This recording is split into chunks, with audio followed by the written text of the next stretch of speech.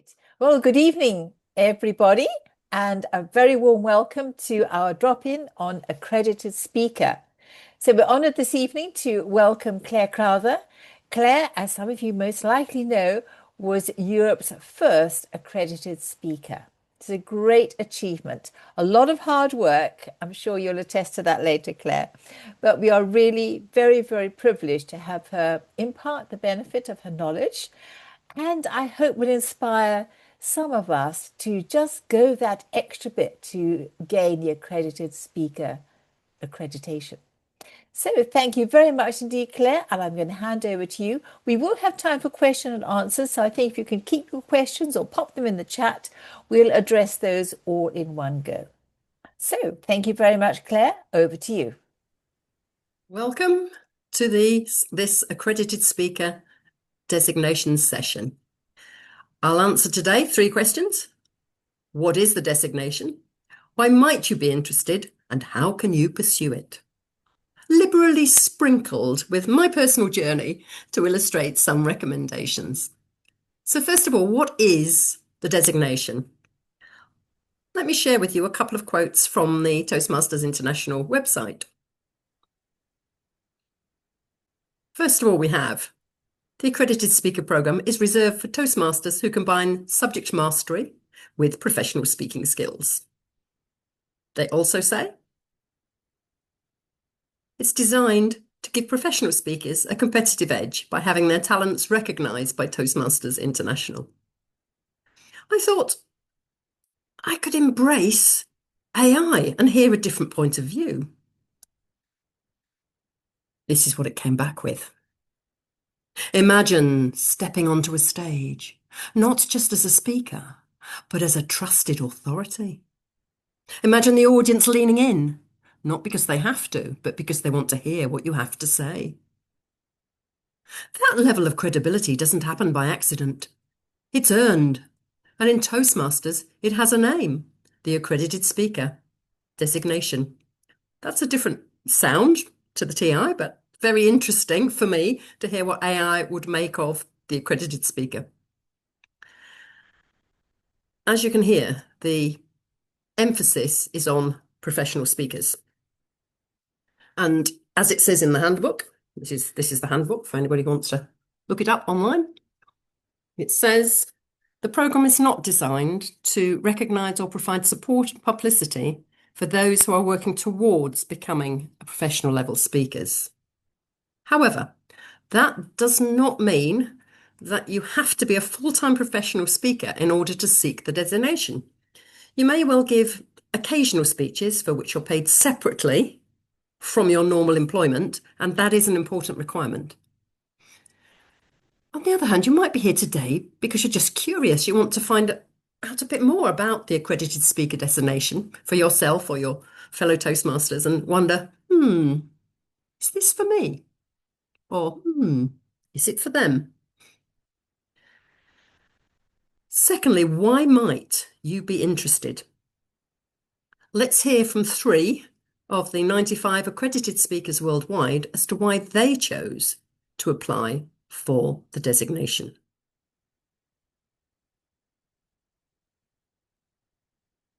And thanks to the accreditation, I learned my confidence, credibility, and it gave me a lot of clout.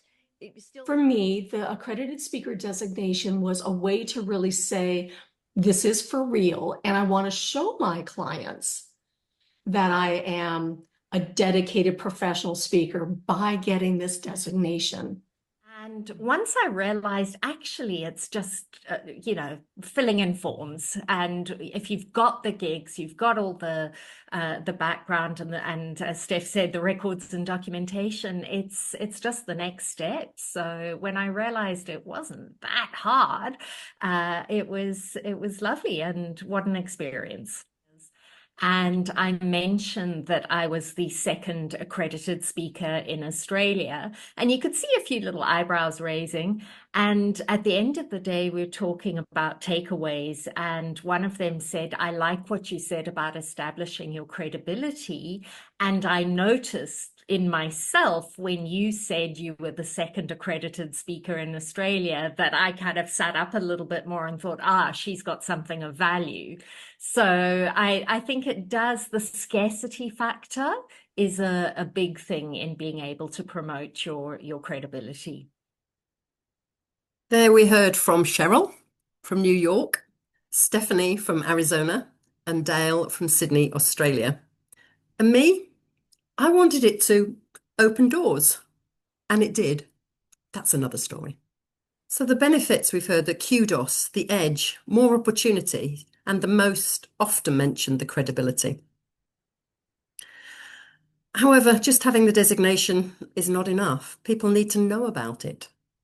I was lucky to engage a PR expert who was a mentee of mine, and thanks to her superb press releases sent to targeted publications, all of which were published, my accredited speaker designation became widely known, and the rest is history. Third thing, how can you pursue the designation if you're interested in so doing? Let's start with the professional speakers amongst you.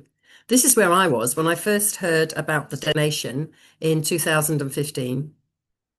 I was at a meeting of Appleby Advanced Speakers, and Phil Heath had come across the designation, which at that time was well hidden away from the main TI website. Oh, by the way, Phil is currently going for his third DTM. Some achievement, Phil, well done. Phil shared with us what Accredited Speaker was all about, and it piqued my interest. In a nutshell, you need just three things. You need speeches, you need recommendations, and you need a video. Taking those in turn, the speeches, you need to submit 25 of your speeches given to non-Toastmaster audiences over the last 3 years, and that's 3 years to the date of application, which is in January each year. And there's a 2020 requirement. Each speech must be at least 20 minutes long and be given to a live audience of at least 20 people. Recommendations, you need 5 from 5 different paying clients on the official Toastmaster International recommendation form. Video, 1 video. You submit 1 video, which is 20 to 60 minutes in length, strictly 20 to 60 minutes in length, plus a professional introduction, and it must not be edited in any way. Simple? Let's look at each of these 3 elements again. The speeches, when I say you submit speeches, you don't physically send in 25 speeches. You need to complete the speaking engagements form. Let's have a look at that now. As you can see, you need to say when you gave the speech, to whom, how long the presentation was, what the fee was, and what your audience size was.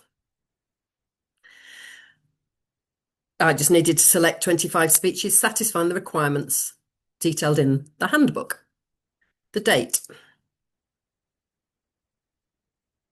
Up to 3 years prior to your date of application. The length of presentation. At least 20 minutes. And whichever one you use for your video, it can be at least 20 minutes, but no more than 60, and that is strictly enforced. The fee received, you need to have a fee for, or be paid for at least 15 of your speeches. And if you're not giving fee-paid speeches for a living, only 15 do have to be paid, and I'll elaborate a bit more on that shortly. The audience size needs to be 20 live audience, and that cannot include you or the videographer. Straightforward?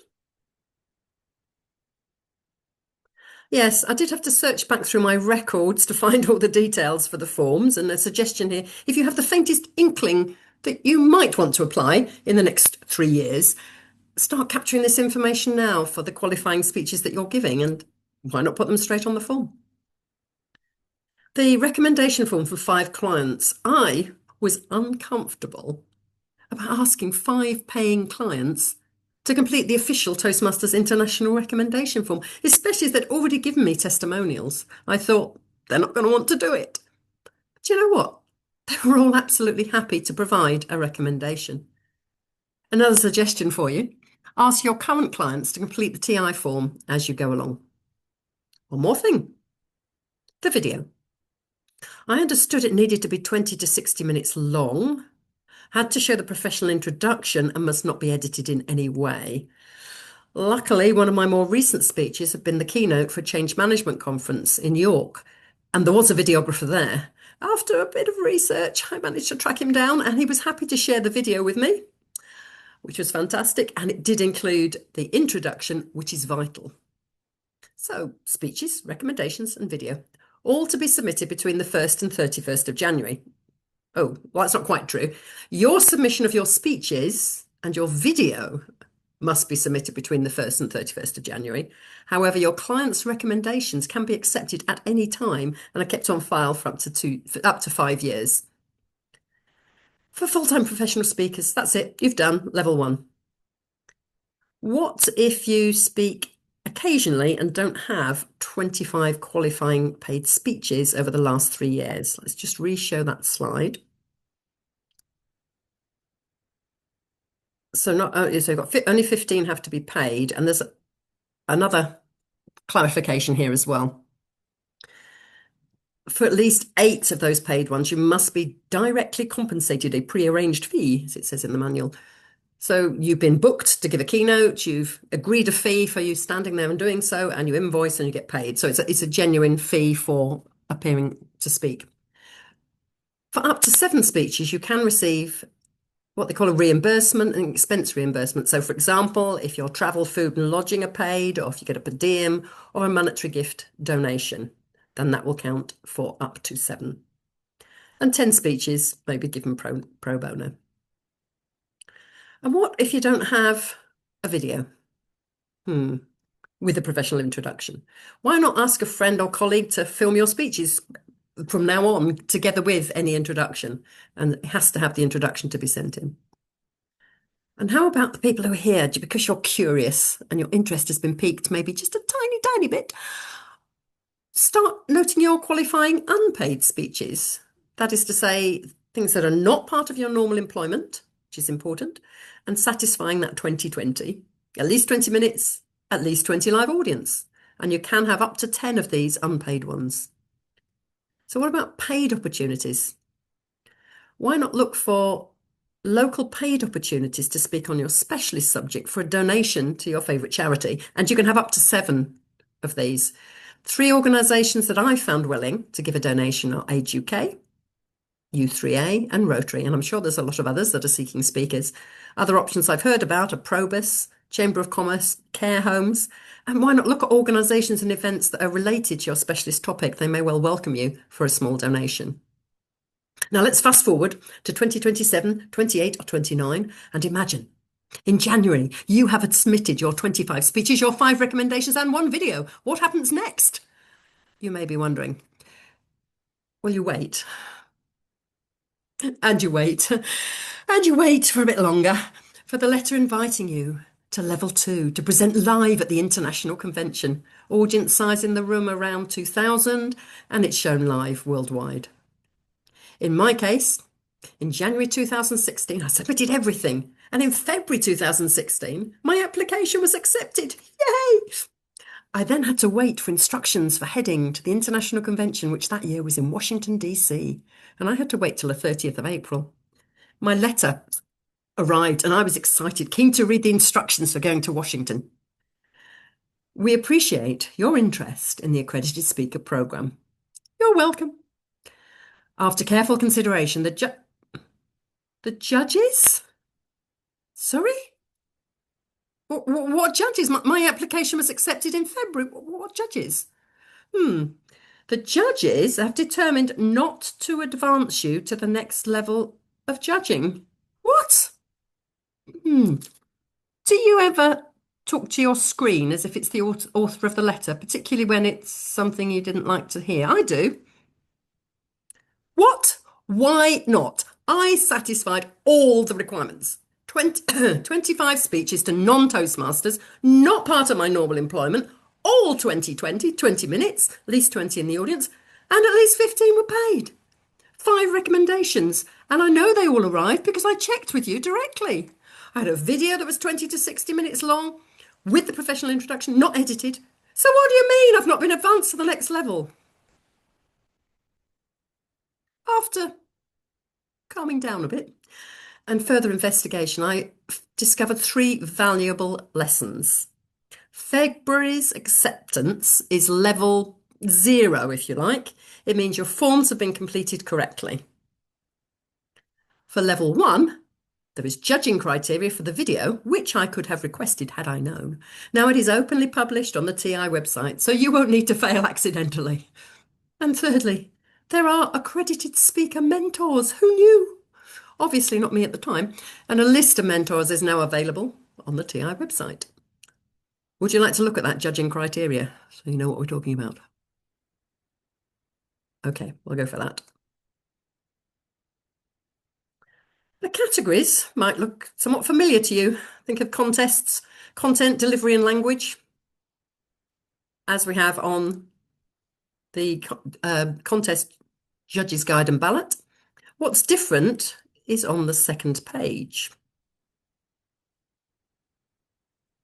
Instructions to the judges, general considerations.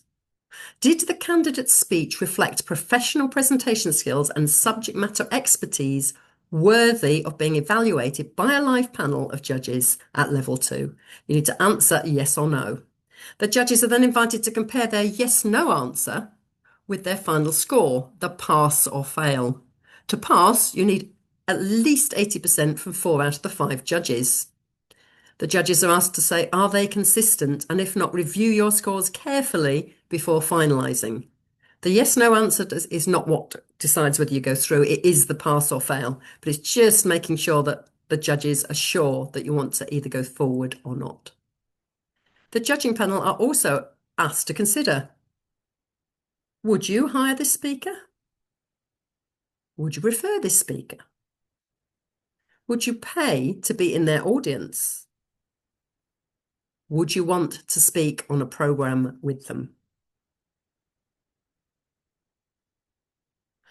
So back to my story. I failed. I didn't get to Washington, D.C. in 2016. After absorbing this disappointing news, I decided to get it right for January 7, 2017 submission. Simple? Oh no. Remember how your 25 speeches need to have been given in the last 3 years? In 2013, I'd moved location and was using my speaking skills to publicise my business. And I'd given a tremendous amount of keynote speeches at events, I'd run public workshops, I'd facilitated public training sessions. And it worked. I gained a number of clients. However, all of those 2013 speeches dropped off the list. By 2014, I was working directly for clients, running workshops, training sessions, executive coaching, and so on, often with groups of less than 20. I no longer had 25 qualifying speeches. Oh, for goodness sake. I now had 9 months to bring this baby home. I reached out to my networks, who were great, including some Toastmasters. They invited me to speak at their events, some paid, some pro bono, where the 2020 speech duration, audience requirements would be met. Amazing. And my new video hit the criteria. I made sure of that. The speech was for an unconscious bias event where I was booked to speak alongside the Chief Constable of Humberside Police and the Siemens European Head of Talent. January 17, all was submitted. Yes, February, tick in the box, I'd filled the forms correctly. On Saturday, the 20th of May 2017, I was heading for an Asselby Advanced Speakers meeting when I just thought, I'll have a quick look at my emails. And it said, congratulations, you passed level 1. You are 1 step closer to becoming an accredited speaker. We invite you to speak before a live audience at the 2017 International Convention in Vancouver. I'm going to Vancouver. I was quite excited. My Asselby Advanced Speakers friends were there at the beginning. They supported me all the way through. How apt that they would be the first to know that I'm going to Vancouver. However, now for me, the hard work began. For level 2, I felt that my level 1 speech on unconscious bias may not be politically appropriate in North America at that time. And I decided to reduce my coaching for managers half-day workshop and turn it into an 18-minute speech. Yes, with less than 3 months to go, I started crafting a brand new speech. Lots of burning the midnight oil and wondering why on earth I was putting myself through this. A gigantic hint here. Don't do this. Use the same speech for level 1 and level 2. Not only will you avoid the potential stress, but also you'll have the feedback from the level 1 judges to guide you as you hone your speech for level 2. So let's have a look at the feedback in terms of the headings that you'll get from the judges. You will have 5 different judges all giving you valuable feedback, and whether you fail first time round and you need to address the feedback, or whether you sailed through level 1 and you now want to hone your speech for level 2. I say again, I recommend that you use your same speech for level 1 and level 2. Don't do what I did. On the feedback form, the first, second and fifth boxes are all familiar. You've got what went well, what could be improved, and any additional feedback. The other 2 boxes are the telling ones. Would you hire this speaker? Why or why not? Would you refer this speaker? Why or why not? Very useful when you're honing it for level 2. I have further stories about my experience at level 2 at the International Convention. When you get that exciting letter inviting you to level 2, let's have another conversation. To recap, you need 3 things: speeches, recommendations, and a video. Speeches. How many do you need? You can shout at the screen if you like. It's 25. And how many need to be paid? Again, feel free to shout at the screen. You need at least 15 to be paid. And for how many do you need to have a fee paid, an actual fee? The answer is 8. And remember that these must all have taken place in the last 3 years prior to your application in January. You need 5 recommendations from 5 different paying clients and 1 video, 20 to 60 minutes with professional introduction and absolutely no editing. Finally, before we go to Q&A, takeaway actions. If you have decided already that this definitely is not a designation you want to pursue, please could you pass the information on to a fellow Toastmaster or a fellow Toastmasters club, maybe an advanced club, for whom you feel it may be relevant, and please point them at me. If you're even slightly interested, please head to the Accredited Speaker section on the TI website. That's where you'll find the handbook. Don't panic that it's 17 pages long. It's the first 7 pages that tell you how to apply for the designation. I now have for you 3 suggested actions and 3 hints. The actions: speeches, start completing the speaking engagements form. Recommendations, ask your clients to complete the recommendation form. And the video, start recording your qualifying speeches with the introduction. And the 3 promised hints, you probably know what they're going to be. Check out the judging criteria before you choose the video to submit. Reach out to the accredited speaker mentors and use the same speech for level 1 and level 2. In conclusion, good luck on your journey. Enjoy it, and please feel free to reach out to me. Well, thank you. Huge applause. Shame. You recover your voice there, Claire. Oh, I'm sure you'll agree with me. What an incredible example of an accredited speaker. So inspirational, beautifully delivered with animation and enthusiasm. Do take yourselves off mute and Claire's just gone to recover for a little bit. Who now feels inspired to go for their accredited speaker designation? Chris. Good. Chris, unmute and just tell us what has inspired you from what Claire has been saying. Well, perhaps it was actually me raising my hand for a question, but definitely on the edge of being inspired. Yeah, I don't know whether or not you're ready to have questions yet, but certainly on the edge of being inspired. Yes. Yeah. Good. So go on with your question. Well, one of my questions to Claire was, as a result of being an accredited accredited speaker, what avenues, opportunities, or purpose did this elaborate for you? That was one question. The second one is, can you quantify what is deemed as a professional introduction? Who does it have to be done by, for how long for? And I guess the third question would be, can we allow presentations to be done online, or do they have to all be in person? So those are my three questions. What opportunities open up for you? What is a professional introduction? And my third question was, are they online or in person? Okay, in sequence, and forgive me if I forget the other two. What opportunities did it open up for me? I had been trying to get to speak at certain events, and somehow, in spite of what I thought was good content, nobody wanted to take me on. But once I got the PR out there, which is in sort of good publications, if you like, and I could then go to the next networking meeting, and they said, "Oh, what's this accredited speaker thing?" And then I started getting the gigs, and once I got the speaking gigs, you then get the engagement with the client. So that really, really worked for me. But as I say, you really need the PR out there, obviously. Though this was in magazines, because this was back in 2017. I guess it'd be much more online now, but that was that one. And the next one, remind me, the second one was... The second one was, what do you quantify as a professional introduction? Professional introduction. Who does that have to be done by, and how long does it have to be? I'm not sure that there is a qualification for the introducer, to be honest. I guess it's normally the MC of whatever event you're at, or if you're doing it for... Well, imagine this was a company. Janet was my professional introducer. You can't do Toastmasters, but if it wasn't Toastmasters, then that would qualify. And the length of the introduction is not specified at all. But I mean, you need a couple of minutes, don't you, really, to get for the audience to understand at least what's going on, or maybe longer than that.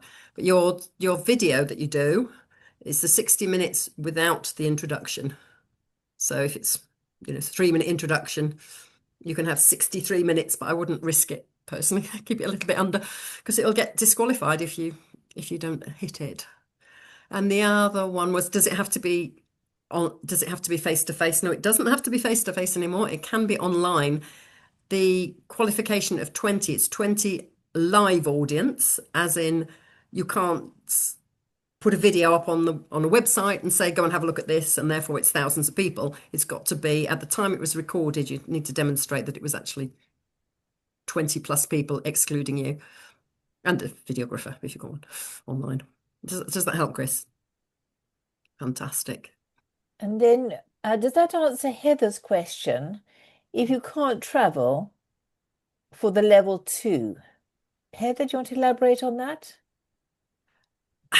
The level 2 has to be face-to-face at the international convention. You can defer, I believe it's up to 3 years. If you defer longer than that, then you have to go through level 1 again. Because we've had, in the past, there's people who haven't been able to get their visa in time. So you find out in sort of May time, and obviously the convention's in August, and you might not have time to get a visa. So then that's worked for a couple of people. And the other one that I've seen happen, there was when the Vancouver convention was announced, there was someone who the previous year could have gone for it, but wanted to wait till it came to Canada, so they could be with their home crowd, and that's fine. You can do that. So I'm pretty sure it's up to 3 years, but we can check on that if you need to know. Heather, we can't hear you. You are off mute, but we're not getting the sound. Put it in the chat if you'd like. That's better. Go for it. My problem is that I'm a full-time wheelchair user, so air travel is absolutely a nightmare. Train travel is bad enough, and as it is, everywhere I speak, and I do a lot of speeches, they are all by car travel for that reason, so across the UK. But it looks like to do the second level is barred to me. Until we get it in the UK. Yeah. That's wishful thinking, by the way. It's not been announced. I know. I know. The chances of it being in the UK with an American-led organisation. Well, we did have one booked in Paris. I had my tickets and everything. And then something happened called COVID. Yes, yeah, unfortunately. Yeah. And Yeah. George, you have a question? Would you like to Yes. unmute and pose your question?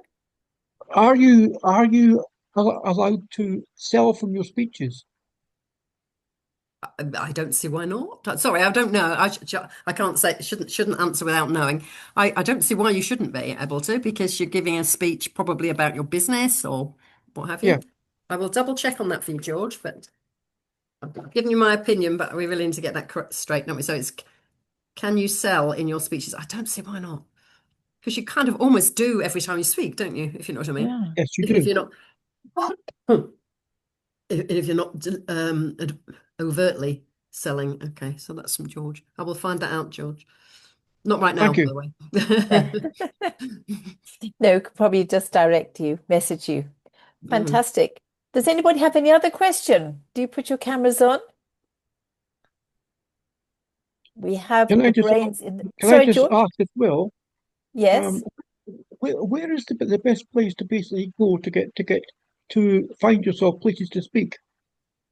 Goodness, that so much depends on, well, what your speech topic is and your background and where you would normally speak. Do you know what I mean? It's Yeah. for me, because I was a business owner and I wanted to get into bigger businesses, I went to the Chamber of Commerce, where I was at the time, they had the clients that I wanted were in the Chamber of Commerce as well. So I joined and I did some events for them, did some free stuff. And once you get your face out there, well, for me, thankfully, it kind of snowballs, which is really cool. Mm. Okay. What was your topic? Sorry, George. What was your subject, Claire? Depended who I was talking to. Ah. Yeah, I did a lot of coaching for managers. That was one thing. So having a management style that involves coaching with your people. I did some stuff on motivational values, which went down with any industry, the motivational values. So yeah. Okay. Andrew.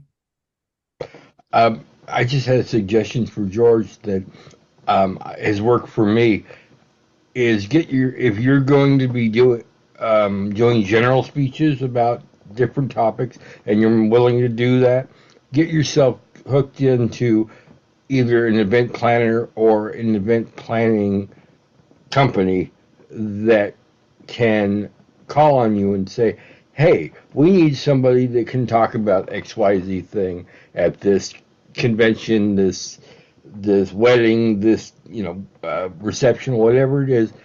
And sometimes that works for me. It has worked for me a few times in the past. I have a neighbor who's an event planner, and she calls me every now and then and said, we need somebody to talk about, motivational speaking or even Toastmasters. I've talked about Toastmasters many times in speeches, and it's just random events because they need somebody to fill some space.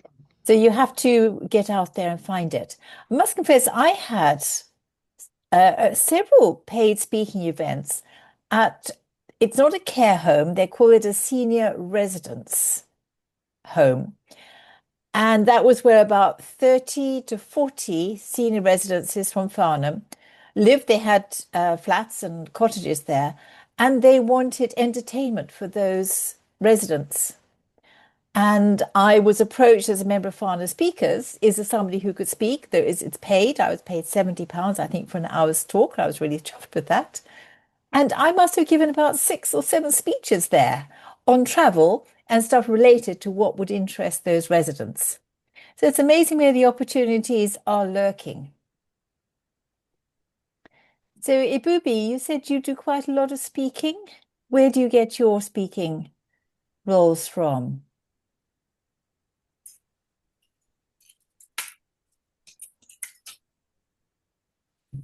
What's the question for me? Sorry. Yes, I just said you had said you get several speaking engagements. So I was curious if you'd like to share where you get your speaking engagements from. Well, normally I speak online. I have my followers, and that's where I normally speak. Mm-hmm. Yeah. Right. So that is your audience. And if you can't travel, yes, one has to do these things online. But if you can travel, yes, that does help as well. Yeah. Anybody, any other suggestions of where we can find speaking gigs, preferably paid ones? I do a number at conferences as I'm an academic. Okay, good. And is that on one particular topic that you're passionate about, Heather? Generally, yes. Disability studies. Oh, right. Fantastic. Yes, conference is ideal. That's you got the audience there as well. Well, I'm speaking in March in front of 4,000 wheelchair users at the NEC. Wow. Wow. That's incredible, Heather. Which is why it would have been nice to go for the accredited program, Well, but there is no way I can cover level 2. Well, how about you just keep recording them on the form, which takes not much effort at all. And then when they say, we're going to bring the International Convention to the UK, you'll have it all ready. Yeah, maybe. There's other things to do with my life. Okay. Not so much a question. Yes, Martin. And I'd agree with the previous chap at the beginning about the inspiration. But Claire, thank you very much for taking the time to walk us all through this. So thank you so much. And it was almost like watching that 20-minute speech back at the club. So really, really fantastic. I'm glad I didn't have to evaluate that, I can tell you. So thank you.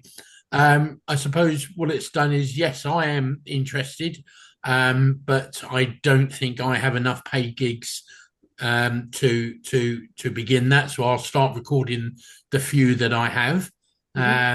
But it has, I suppose, motivated me to look at some of the avenues for more paid gigs, that are within my wheelhouse. So, Heather, there's no way I would go and do a speech about disability without being rude in wheelchairs, because I don't think it would necessarily go down very well, because that's not in my wheelhouse. But there are a number of things that are.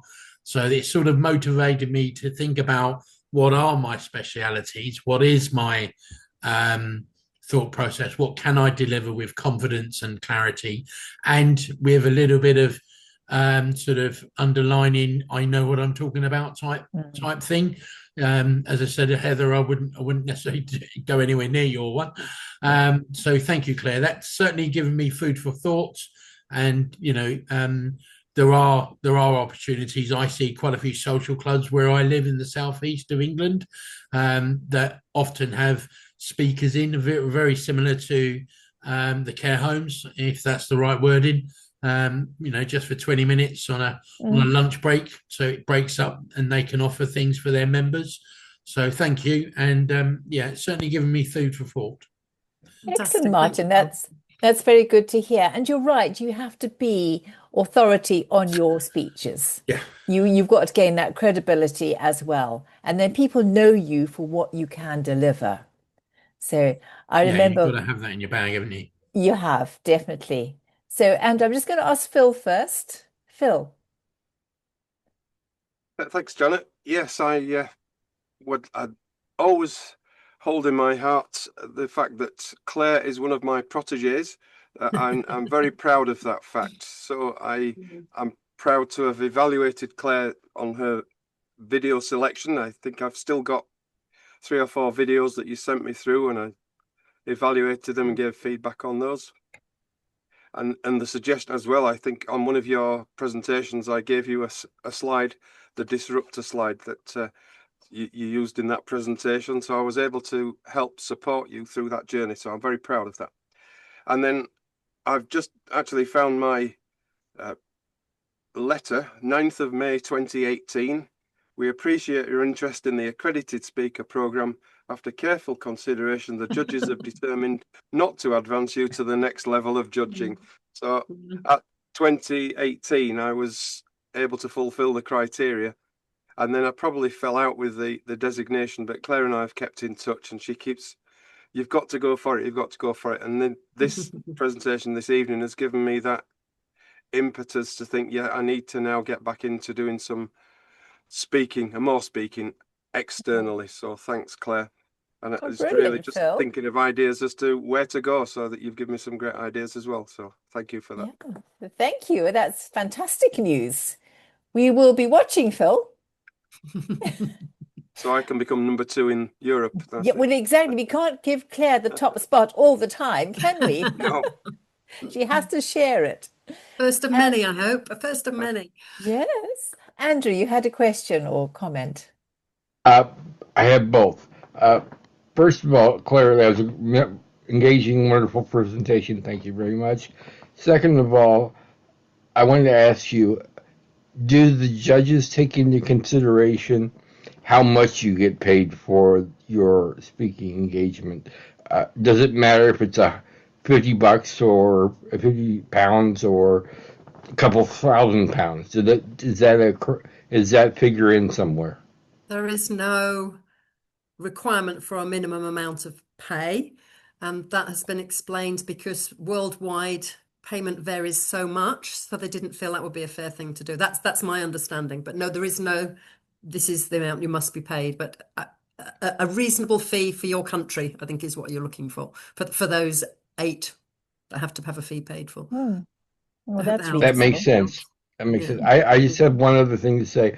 The other thing other places I've had success, a little success, very little, but it has happened, is to let your friends know, hey, I do speaking, because you never know who they know. So now that's your entree into their network. Yeah. And what happened, I'll tell this quick story. Many years ago, my best friend worked for Boeing Aircraft. And she told her sister, oh, hey, Andy's looking into getting into public speaking. And she's like, oh, good. He's so good at that. He'll be fantastic. Well, she was the librarian for that site, Boeing site. So she invited me to speak on the internet. And what the internet exactly was. This is how long ago this was. For librarians and how it can help them. For the Library Association, my very first public speech among non-Toastmasters was in front of 3,000 people in an auditorium. Was I scared? Oh yes, oh yes.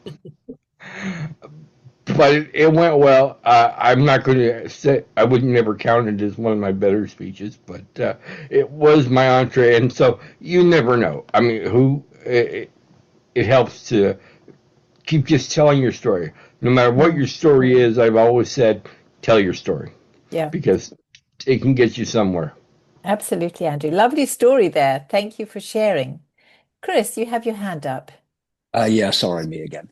That's okay. Claire, first of all, Gillian Colbert and I work very closely, and she was the reason why I'm here, because she talked very highly of you, Claire. So thank you for reaching out to Michael, and thank you for making me come along tonight. It's my international competition night at my club tonight, but I couldn't go. So you're a close second, Claire, but it's been a lovely second. Question is, does a panel competition or a panel participation count? I've been on a few paid panel events where I've been one of 5. Is that applicable, or do you have to be the sole speaker? So I'll let you ponder that one. And then secondly, I'll ask that one because I don't know. I suspect not because of the timing, but I will check with them and they will come back to me. It won't be immediate, Chris. Okay. And then the second one, when you went to Vancouver, what would be your reflections back as to what that meant to you when you actually went to that event? It was very exciting. Yes, it was. Yeah. And when they actually announced that I'd got it, there's a photograph somewhere of me with a Cheshire cat grin as like this big, because it was just absolutely amazing. Because I did have to work quite hard to get there the second time. Yeah. Sorry, did I answer all your question? I just heard Vancouver and got excited again. Yeah, no, that's good. Yeah, good. So Claire, do they have a slot at the international convention for the accredited speaker? Oh yes, yeah. That's How many do they expect to be taking part? It varies, 1 to half a dozen. This year, sorry, last year, 2025, there was only 1, but she didn't get it, so there was no kind of publicity afterwards. Yeah. So it is quite tough then. Oh yeah. Well, yes, I guess it can be. Well, this is why there are so few people who go for it. It is a lot of work. It is a lot of work, But and on obviously, balance, are you pleased you did?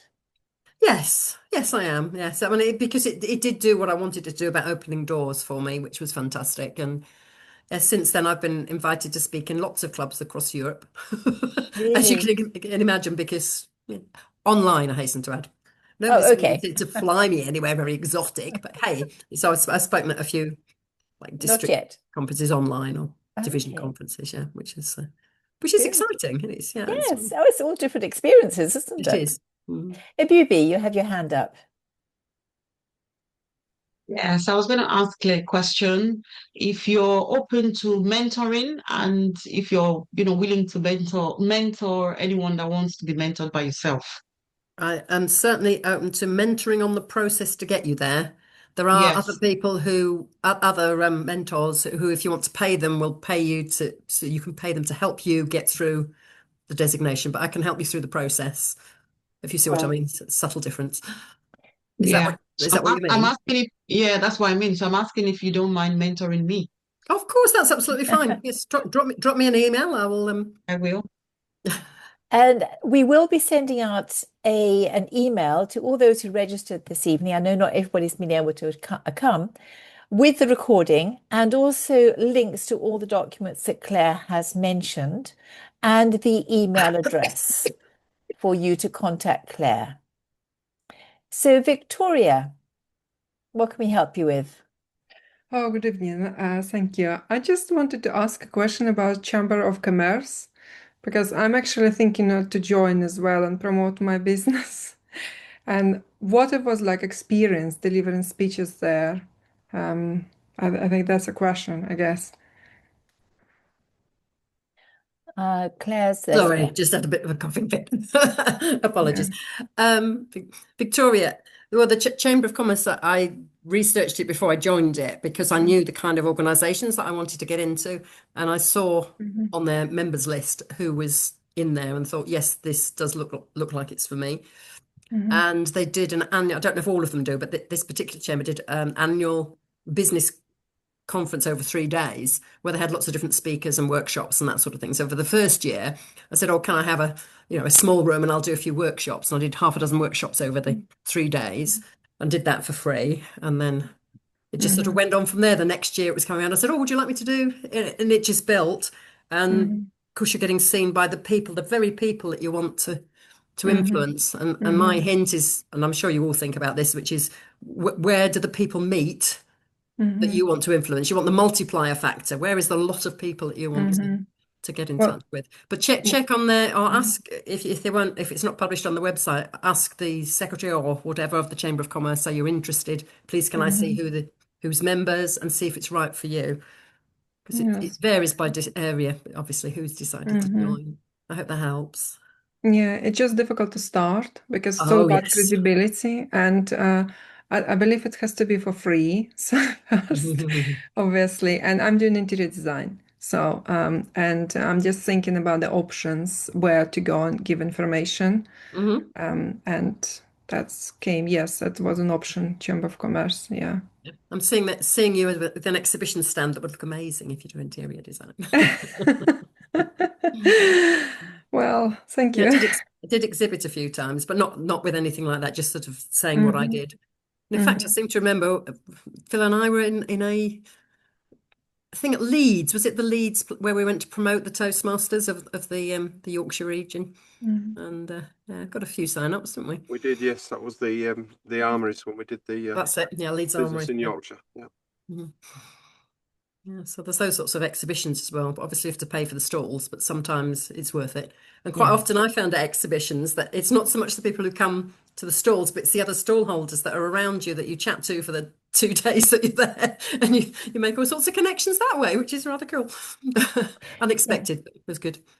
Yes, it's a long process, isn't it? You just have to get the wheels in motion. Yeah, I reckon a couple of years to get really established in a new area, but that's maybe just me being slow, but that's what it seemed to take to get it so that everything was then repeat business and referrals, and that's a fabulous place to be.